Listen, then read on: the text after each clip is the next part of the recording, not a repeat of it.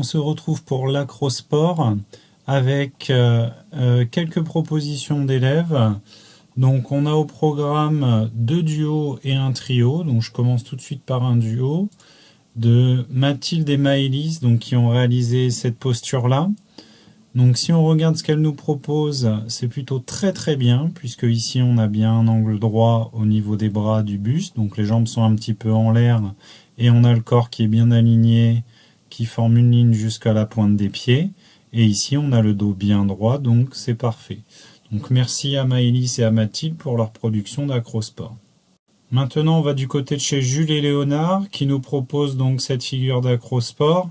Donc ici on a bien les alignements chez Léonard et également chez Jules. Donc Jules qui a les jambes un petit peu en l'air pour aller chercher justement les bras ici. Alors le petit détail, c'est que ici Jules il aurait pu tenir les chevilles de son frère de façon à être en équilibre, non pas au sol mais sur le porteur qui est là. Bon, ça c'est un petit détail, en tout cas c'est très bien, merci à vous.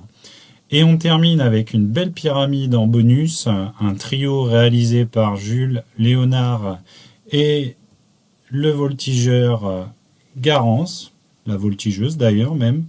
Donc on a la pyramide de 2 porteurs en dessous et ensuite notre voltigeur qui dispose ses pieds au-dessus du bassin de façon à être bien en position. Alors maintenant, je vais revenir en arrière et je vais lire les consignes données par les copains. Donc voilà la consigne donnée par les 2 copines.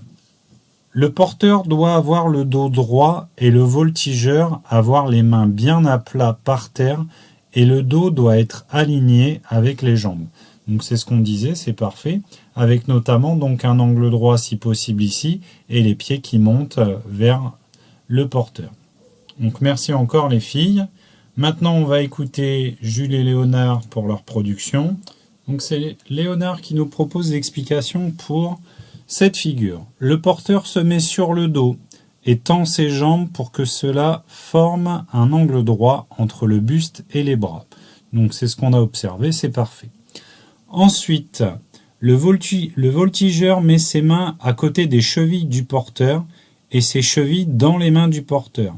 Son corps doit être bien droit pour que cela forme un angle droit entre les bras et le buste. Donc l'angle droit qu'on a ici. Donc là, comme il y a une grande différence de taille, forcément l'angle droit, il est un peu moins respecté. Mais après, ce qui compte, c'est l'alignement entre les épaules, le buste, le dos et jusqu'en bas des jambes avec les pointes de pied qui s'en vont le plus possible par là. Donc là, c'est parfait. C'est exactement ça. Ensuite, pour le trio bonus, donc c'est Jules qui nous propose l'explication. Alors, les 2 porteurs sont à 4 pattes. Ils doivent former un angle droit au niveau des mollets et des cuisses. Ok, donc ça c'est ce qu'on ne voit pas. Des jambes et du buste. Donc les jambes et le buste, ça on le devine puisque c'est là, en dessous leurs 4 pattes, juste en dessous leurs bras. Il faut qu'il soit... Alors, maintenant on passe au voltigeur. Il faut qu'il soit debout et il doit bien mettre ses pieds sur le bas du dos, donc au niveau du bassin, juste au-dessus des fesses. Il doit aussi regarder devant lui et descendre doucement. Ok, bon bah écoutez, parfait. Merci à vous 2, à vous 3 pour votre participation. On se retrouvera cette semaine pour d'autres propositions, je l'espère.